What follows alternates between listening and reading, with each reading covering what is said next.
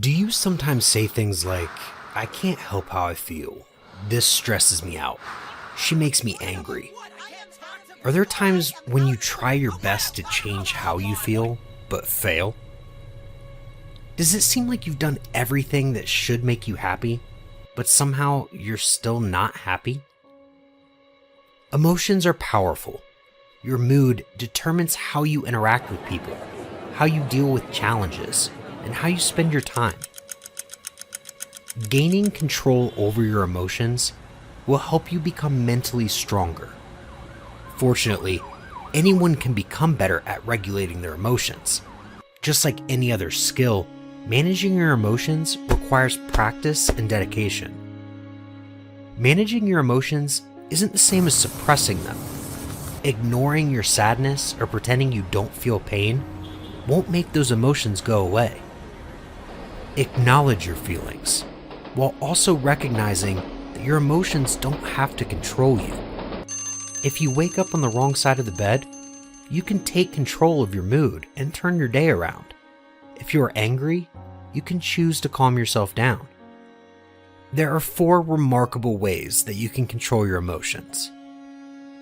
Number 1, label your emotions. Before you can change how you feel, label the emotion you're experiencing right now. Are you nervous? Do you feel disappointed? Are you sad? Keep in mind that anger sometimes masks emotions that feel vulnerable, like shame or embarrassment, so pay close attention to what's really going on inside of you. Put a name to your emotions. Keep in mind you might feel a whole bunch of emotions at once, like anxious, frustrated, and impatient. Labeling how you feel can take a lot of the sting out of the emotion. It can also help you take careful note of how those feelings are likely to affect your decisions. Number 2, reframe your thoughts. Your emotions affect the way you perceive events. If you're feeling anxious and you get an email from the boss that says she wants to see you right away, you might assume you're going to get fired. If you were feeling happy when you got that same email, your first thought might have been that you're going to get promoted or congratulated on a job well done. Consider the emotional filter you're looking at the world through. Then, reframe your thoughts to develop a more realistic view. If you catch yourself thinking, this party is going to be so boring, remind yourself, it's up to me to have fun. I can talk to people about interesting subjects and make the best of my time.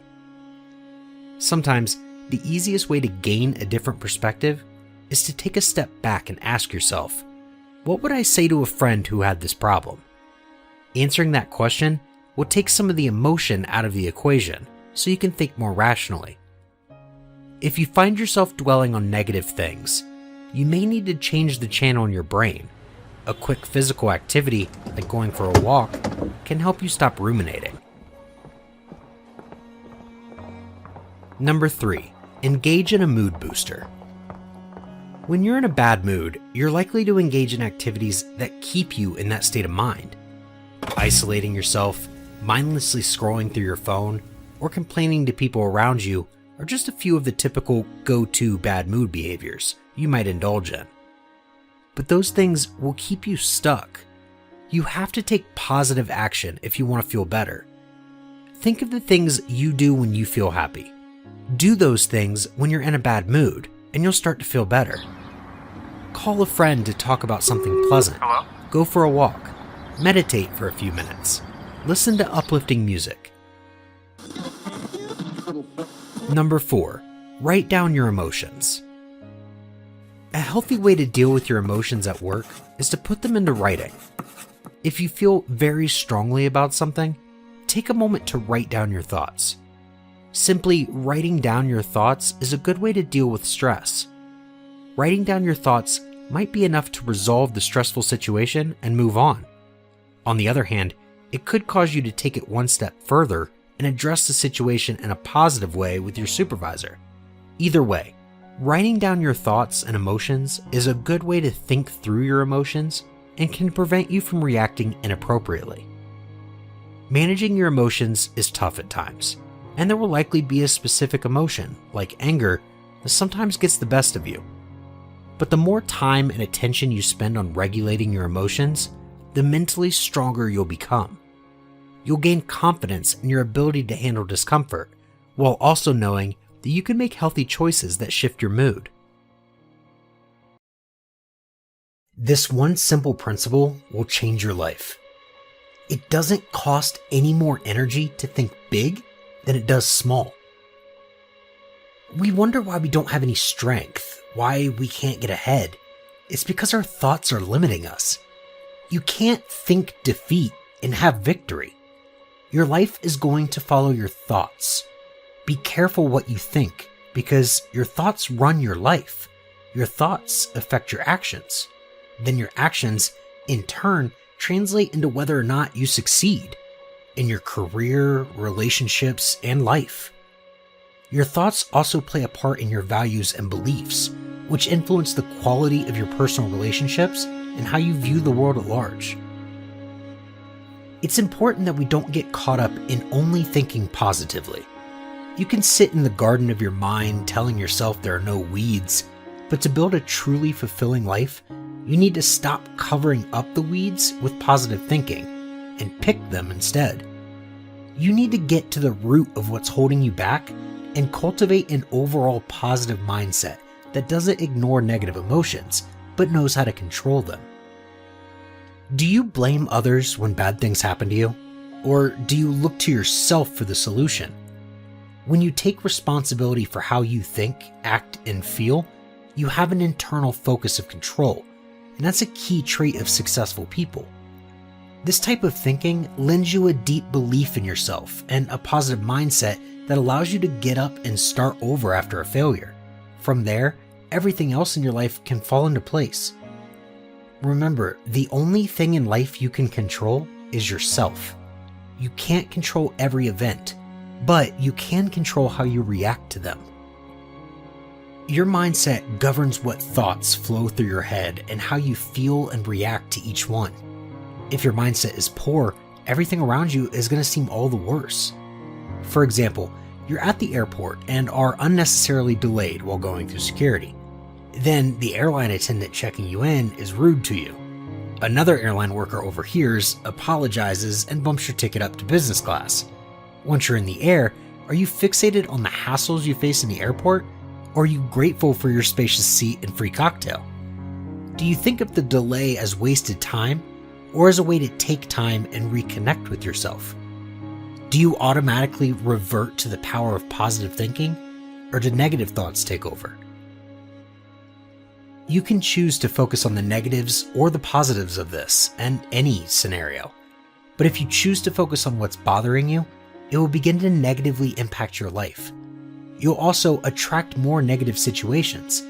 You may punish your partner or others for not living up to your expectations, eroding your relationships and adding to more bitterness. By consciously choosing to focus on positive moments in your life, you'll begin to reframe your thoughts, cultivating an abundance mindset that is grateful and open rather than negative and closed off. Study your habits and form new ones. You can't form new habits and harness the power of positive thinking if you're unaware of your current ones. Are there things that set you into a negative spiral of self-doubt? Do you react to situations openly, or do you utilize defense mechanisms? If so, what are they? Perhaps you become agitated whenever you start thinking about going after a promotion at work. Your thoughts take you to a dark place, and positive thinking goes out the window. You begin to question your skill set, and then you wonder if you'll ever move up in your field. Maybe you'll just quit. Think of all the time you're wasting by falling back on this negative habit. Self-doubt is almost always rooted in fear, often the fear of failure. Doing something and failing seems like it would be unbearable, so your mind comes up with all sorts of reasons as to why you won't even try.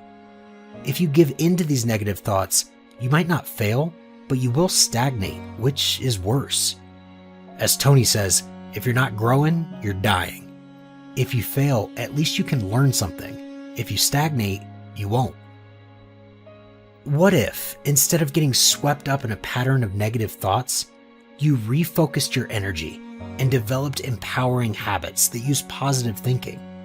Stop the spiral of doubt by blocking it with positive thoughts. If you're able to cut off a negative thought pattern before it gets out of hand, you can shift to recalling positive affirmations instead. By training your mind to block negative thoughts with positive thinking, you're steadily training yourself to stop thinking in a negative way. Fear won't rule you anymore. That's the power of positive thinking. Breaking up. Saying goodbye to the person you were once close with and deeply in love with. We've all been there, and we all know how that feels. We've all had our hearts broken. When it happens to you personally, it's devastating. And while people can relate, they aren't in that moment. The pain is there and it's real for you. Sometimes it feels like you're completely helpless and you'll never get past the suffering. Sometimes the ones we truly love leave. We're left feeling like we can't live without them. It feels like they took our whole life with them. Your favorite coffee loses flavor. The scenic walk we used to take makes us feel lost. Our beds feel cold. Our food tastes bland. And our clothes don't fit. And our heads feel disconnected from our body. If I just described how you were feeling, that proves that you are not alone in this situation, even if it was just one of those things that upset you. You don't want someone to be like you, because for once in your life, you're able to feel something, even if it's pain, and you don't want anyone to come into your life to help you or understand you because you just lost that. So even if these thoughts are painful, you're able to feel it. You are processing this breakup as the worst thing that could have ever happened to you. But if you're able to feel it, actually feel who you are, then maybe it was the best thing to happen. Someone leaving your life always sucks in that moment, but down the line, it all starts to make sense. Throw anything away that reminds you of the past. It's not easy to do, but trust me, it will lighten up your load. If you can't let go of keepsakes, it means you're still holding on. And if you know it's pointless to hold on, then be brave enough to burn all the false hopes. Memories can never bring back what's gone. So why does this hurt? Breakups hurt so much because you envisioned your entire life with someone else to the point where you've lost who you are without them. This is usually why couples tend to distance themselves, because one partner loses who they are and they become dependent on the other, and once that weight becomes too heavy, someone has to break. So you might think that you hate this person for breaking your heart, but a lot of times it comes down to the feeling of letting yourself down. So let the fantasy person remember that she or he is not the perfect person that you built in your mind. Otherwise, you wouldn't be in this situation right now. And then move on. Because the fantasies don't exist. The perfect girl or guy for you doesn't exist. So you're gonna look out for someone that's good, but you're not gonna find perfect. Don't get obsessed with finding perfect. If you find someone that's perfect, that's not true. Everyone's got their flaws. You should know that you need time to heal. Oftentimes, we try to run to the next thing and the next thing and get away from the problem by distracting ourselves with the next thing.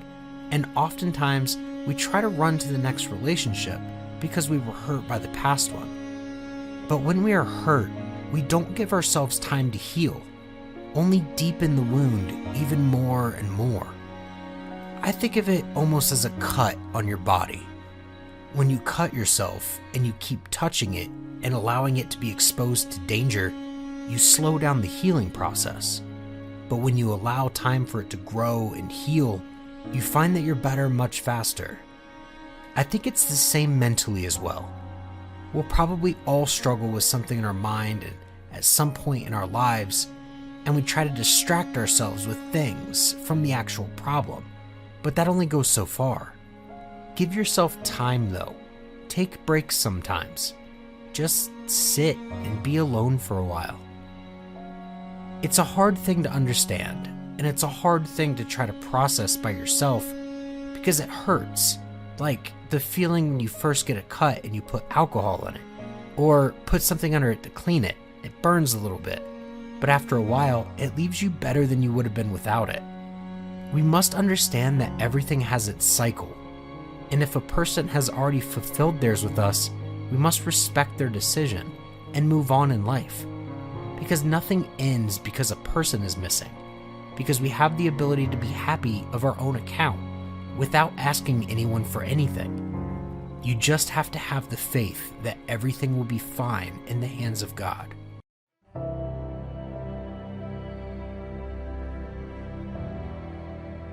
Having self-confidence is difficult. I would lie to your face if I said otherwise. It would be easy to tell you that having self-confidence is easy and give you a few simple steps so that you can achieve it. But it is not, although not for that reason it is impossible. With this in mind, there is a long way to go, and all you have to do is work on yourself.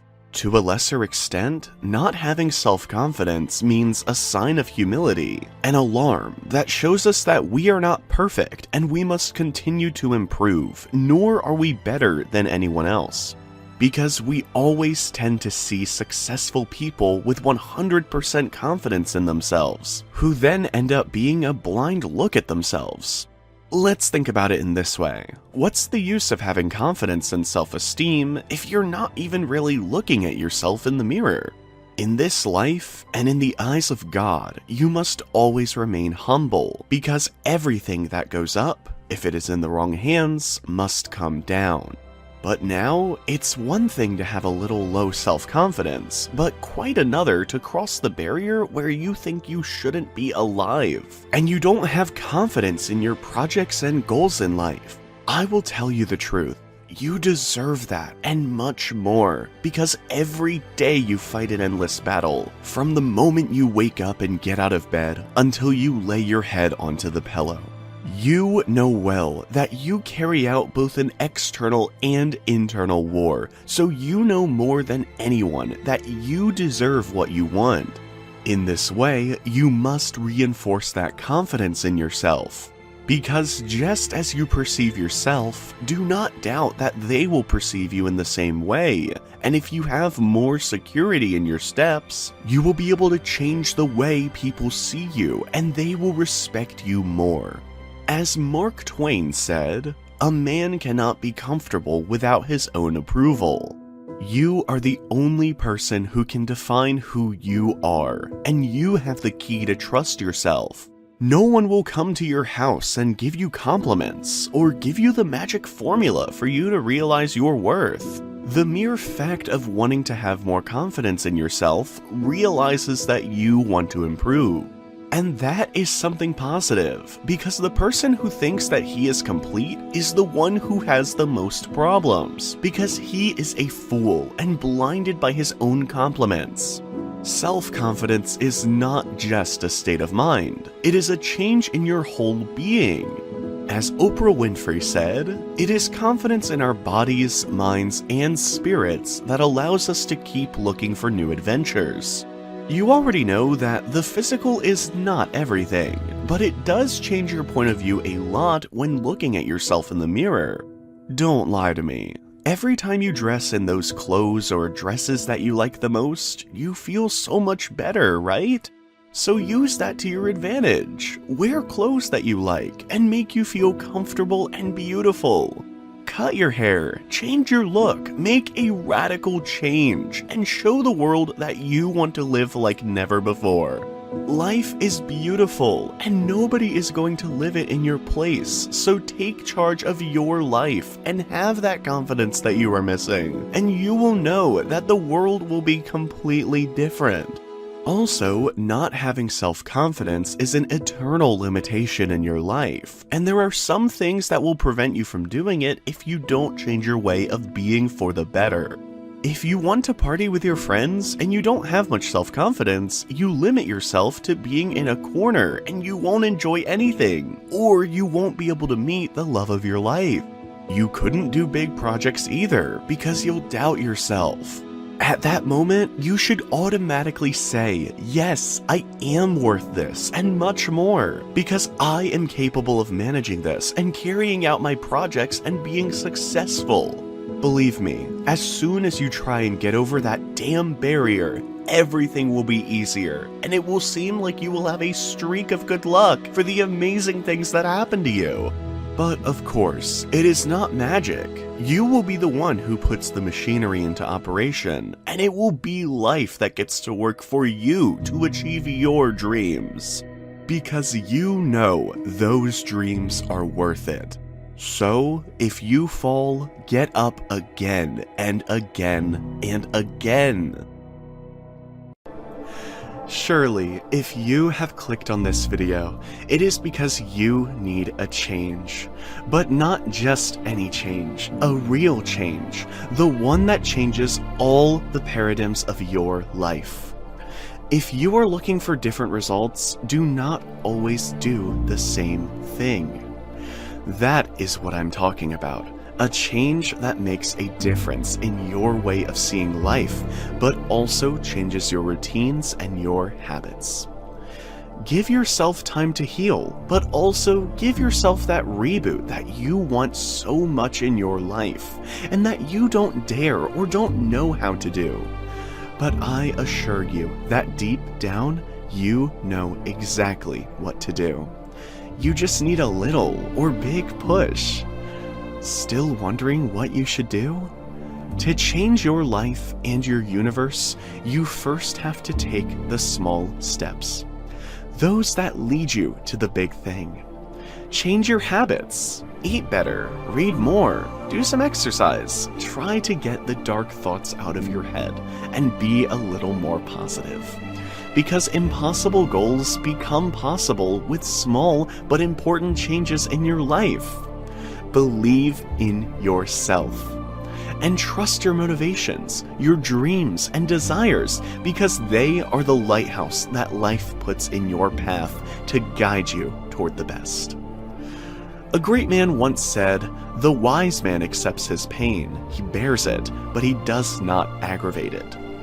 How many times have we been hurt and taken a long time to get back on our feet?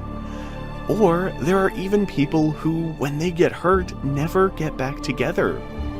Or when life throws stones at them, they keep stumbling. In this life, you have to accept the pain, but it should not take so long to heal, because life is short, and if we do not enjoy it, if we do not learn and do not work hard, worse things will come. And it is not the best option to continue injured at that time. I do not recommend it. If you fall, you must automatically get up and continue fighting, to create a strategy and avoid falling again. You must be stronger than the routine difficulties, and even if it is difficult, you have to see the bright side of everything and take advantage of the inevitable problems, to transform them from problems to tests that in some way we must overcome. That is why there is no need to fear the obstacles of this life, because if everything were easy, what would be the point of living? Everything would be monotonous, boring. That is why difficulties make us value life more. Knowing that we have to fight for something every day makes the reward more desired and more important. If you give up right now, what if in the next attempt did you achieve your dream? If you worked a little harder, would you get it? Don't let these maybes control your life and make things happen. No person will come to your house and make your life easier just by magic. You have to take control of your life and achieve your goals with sweat and tears. Life is not a movie where miracles happen daily, nor is life a lottery that will solve the world for you. Because ultimately, money runs out in a short time, and you don't need money. What you need is to look for the best version of yourself, and in this way, be happy, living with total peace, taking your steps wisely. Then, Believe me, the money will come by itself. But for now, do yourself a favor. Look in the mirror. Heal your mind and your heart. Trust that tomorrow you will make that great change in your own universe. You only live once, so don't waste that one shot. How many times have you said that you were going to leave something or someone, and you always followed the same path? How many times have you said the same thing, and countless times done the opposite? That is exactly what you have to stop doing. But clearly, you know what you should change, but you don't want to. Leave behind what hurts you and move on. That involves toxic partners, harmful habits, people or friends who hurt you, among many others. In fact, there are parts of yourself that are harmful to you. What kind of things? Those that you still keep and do not leave behind. A poor diet, unnecessary anger and resentment, jealousy towards other people, a lot of anger. If you stopped seeing the problems of others, maybe you would realize your own shortcomings.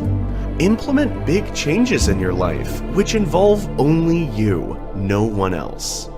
You will see great changes when you govern yourself and control what happens in your own life. Do not be that type of person who lets himself be controlled by the environment. You have to be the person who takes control of his life and follows his dreams and aspirations. No one can and has the right to control or manipulate you in any way, not even the person you love. If the opposite happens, remember, let go and move on. Life is too short to be suffering and crying for someone who doesn't respect you, for someone who makes you suffer sometimes for no specific reason, who sometimes only does it to make you suffer. I ask you something, are those moments really worth it? Are you really willing to waste a considerable portion of your time and your mental health in suffering? And let's say you don't suffer for something real. You suffer because someone wants to provoke those feelings, which makes it a real waste of time. Don't let that happen at any point. Do not forget to focus on your own well-being.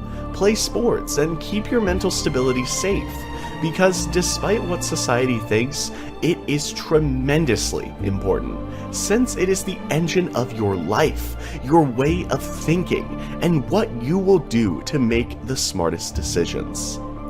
If your physical, mental, and sentimental stability are weak, make all the efforts in the world to reverse them, and keep that triangle stabilized. I assure you that your life will be great when you solve these problems. Imagine a situation. A person gives you little hints, a weak hint every day. You clearly don't feel any pain, and to some extent it doesn't even bother you. Now, imagine that a person gives you those blows every day, one blow a day. I assure you that there will come a time when you will get fed up and you will say enough.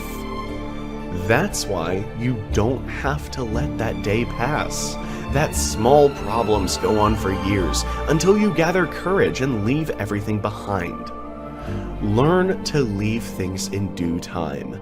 And if you don't want to, at least set clear limits and let the other person know that you don't like them doing that to you. If it happens that he continues to do so, I should not tell you what to do, because you already know the answer. Remember, let go and move on. Sit down for a moment and think about what you should do, what bothers you, and what makes you feel bad, and organize a strategy to improve your life, and leave everything behind that makes you feel bad, including people and bad habits. Value yourself, because no one else will do it for you. Perhaps you think that it's something ridiculous, or that it simply doesn't work, or doesn't contribute anything in your life. But believe me, being positive always brings multiple relevant changes in your life. How many times has it happened to you that after having bad luck, sometimes it gets worse? That happens in cases where you have misfortunes that you cannot change, or more often, because your negative acts make the situation worse. When you are predisposed to have a bad attitude towards life, you may be more likely to do better. When you are already predisposed to disliking a person, or for a job interview to go wrong, what will happen is that you put everything on your side to make it go badly for you. When you discover that the power of words is totally important in your life, you will understand that this is the key for you to start doing well. Being positive will help you in your life. And it's not something superstitious or mystical, it's real life. When you say, "I want good things to happen to me," you are sending the correct information to your brain so that it does its best. Change starts from within, from how you look at life and how that affects your habits. A positive thought can always help you, even in the worst of your moments, no matter what happens to you, because positivity is strength, and that is what you need, for the reason that negativity is weakness and brings large amounts of anxiety, and believe me, that will not help you at all. Language and words when defining something or having a conversation is totally essential. The rich and people of power know this very well. That is why when it comes to communicating, they do not leave the words they choose ambiguous, since what you transmit is part of who you are. If you say that you are ugly as a joke, people will see what you say about you. If you say that you are very irresponsible, you will end up believing it, and so on, with countless examples. So you must be careful when choosing negative words towards yourself, but it also works in exactly the same way on the other side. The key to success is to see good in everything. Despite not having a good time, choose to see the positive side of things. Did a tragedy happen to you?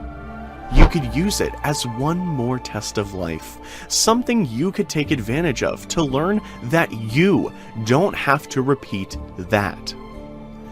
Have you ended a painful relationship? Perhaps there's something better for you, someone who values you more or understands you better. Have you been fired from your job? Maybe you weren't even happy there, and it's time to finally look for your dream job. Clearly, I'm not telling you to smile 24 hours a day and sing in the morning, but trying to be more positive, more predisposed to the best things can be a great advance. Because, if you didn't know, Rome wasn't built in a day. So, to improve your life and be happy, you don't need changes at the beginning that revolutionize your life and your environment. Sometimes, with small changes, small modifications in your habits, they create the person you dream of being. And that may not be as far in the future as you think. Despite what everyone thinks, negative moments don't last as long as they seem. Sometimes it's the people who increase the pain, when they can't turn around and think positively. If you want big changes, start small. You have a whole life ahead of you and a great path. It is too early for you to give up. Negative thinking. Even the best of us experience it. You're carefully going about your daily activities when, all of a sudden, the thought, "What if I'm making a massive mistake?" crosses your mind. The ripple effect follows. I have no idea what I'm doing. How come I said that? Why did I consent to that action? I am unable to carry out that action. The process continues, occasionally reviewing exchanges to assess how foolish you must have sounded or what the other person actually meant. What follows is a crippling chain reaction that, with each subsequent bad thought, sends your mind into a deeper spiral of depression and eventual virtual combustion, rendering you helpless in its wake. It seems as though you were able to instantly blow up your entire world on your own, all within the walls of your own thoughts. We all agree that the seemingly unimportant little things in life often wind up being the most significant. Unfortunately, our hectic lifestyle frequently keeps us from sitting down and appreciating even the most minute details of life. Every event in life has two opposing perspectives. Both difficulties and things for which you should constantly be grateful are possible. Focusing on the difficulties will just increase the amount of negativity in your head. You can increase the positive energy in your head by focusing more on the things for which you have a reason to be thankful. Making a list or journaling about the things that make you joyful can assist in stopping negative thoughts. You can always read your gratitude notebook when a cloud of negativity begins to gather. Stopping negative ideas from entering your life can be done by letting go of judgment and the need to compare yourself to others. Consider the widespread presumptions, prejudices, and stereotypes that you could hold that might help develop negative thoughts in your mind. Once you are aware of what they are, you may begin to come up with more effective approaches to change this way of thinking. When a bad idea arises, this can assist in stopping it. A visual distraction, like this one, can aid in diverting your focus from unfavorable thoughts. Another option is to try to divert your attention. Listen to music, take a stroll, think of something pleasant, or phone a friend. Moving on to a different task where you can focus on something more productive helps you feel better about yourself and gives you a realistically optimistic new perspective. This is a method to treat oneself kindly when unsettling thoughts cross your mind. An interruption, a distraction, and a way to alter the activity of brain networks can all be achieved by taking a caring pause for yourself. According to studies, compassion-based techniques such as telling oneself, "I'm doing the best I can," or "I'm being really hard on myself," can significantly alter how the brain reacts to negativity by lowering self-critical thinking and anxiety over time. Have you ever noticed that no matter how hard you try, you end up thinking about something more and more? When people attempt to suppress unpleasant feelings, they accidentally become stronger. According to studies, practicing mindfulness can assist in resolving underlying problems by respecting and embracing the idea and attempting to work through it constructively. Work on observing the thought without passing judgment. Consider the reasons why thinking in this manner is harmful. Ask questions such as, is this idea accurate? Is this idea beneficial? You can build more precise and beneficial ways of thinking and feeling by adopting a cognitive perspective. I'm motivated by fear. Fear of fear. I hate being scared to do something. It's very simple. This is what I believe, and I'm willing to die for it. Yeah. Period. You can't be scared to die for the truth. The truth is the only thing that's ever going to be constant. And you can't fear what might happen to you if you were to tell the truth. Because what happens to you if you don't tell the truth is worse than telling the truth will ever be. The first step before anybody else in the world believes it is you have to believe it.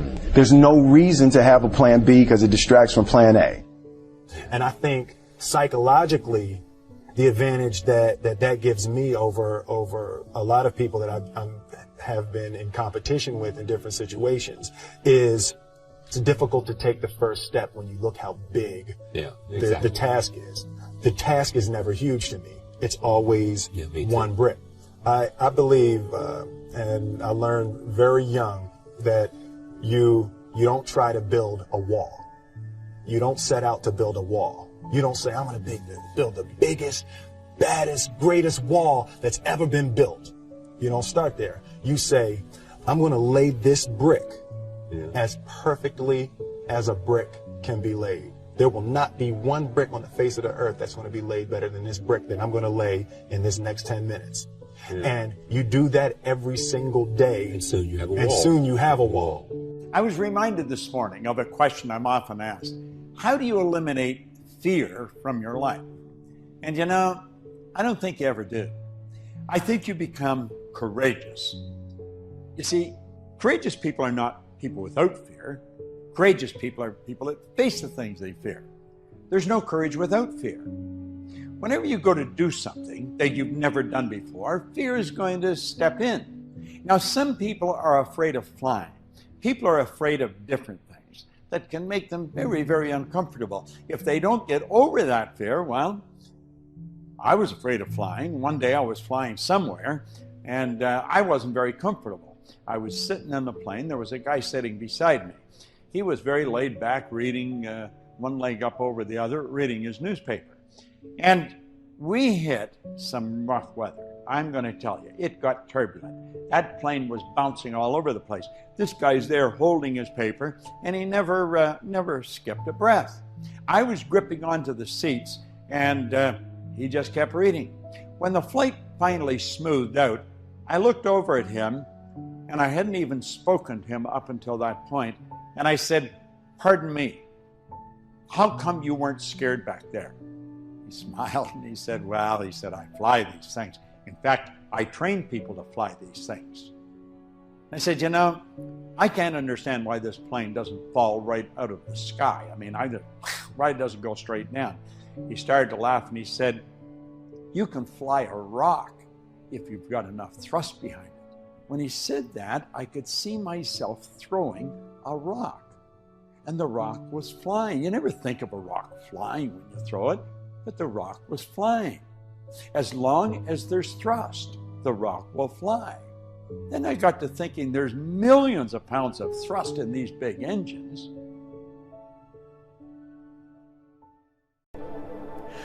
I want to talk to you about the concept of taking charge of your life. I know that there have been a lot of times in my life when I've placed unfair expectations on other people. By this, I mean that I've expected them to be something they weren't capable of being, or to be someone they didn't want to be. And I frequently witness this with people. When you place unjustifiable expectations on someone, you assign them a role in your life where they don't belong. People will continue to hurt you if you allow them. So many times, what we do is that when somebody is showing us that they're going to break our heart, what we do is we give our heart right back to them and expect them to repair it. When someone has already shown us that they're a liar, we expect them to tell us the truth. When someone has shown us that all they do is gossip and spread drama and they're messy, and then we give them our information that we don't expect them to share with others, but we know they tell everyone everything, and then we get angry at them for what they did. Please stop putting unfair expectations on people. As that old quote says, when someone proves to you repeatedly who they are, it's better for you to believe them.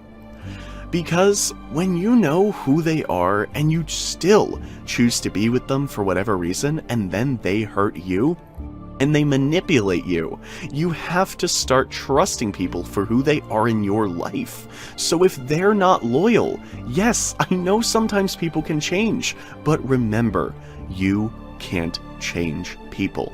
They have to make that change by themselves. But if someone shows you that they're loyal, so if someone shows you that they're a thief, why would you have them around your belongings and then get mad when they steal something?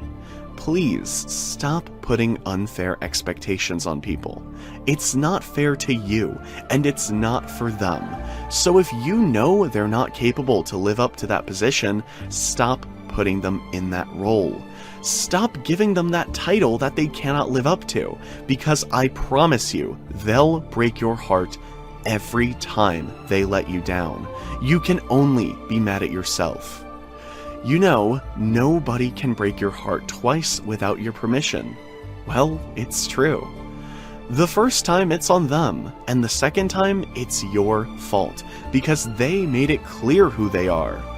If they demonstrated that they can't handle your heart, or that they aren't trustworthy, and you deceive yourself to believe something else, that's on you. And I've been there so many times, so I'm not pointing the finger at you because I've been there.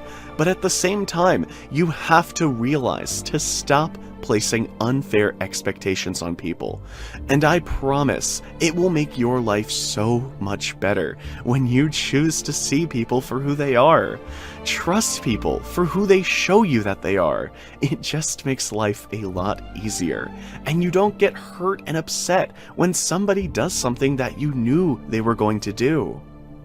I appreciate you guys. Conquer your struggles, create new perks, make the world respect your greatness. See you soon.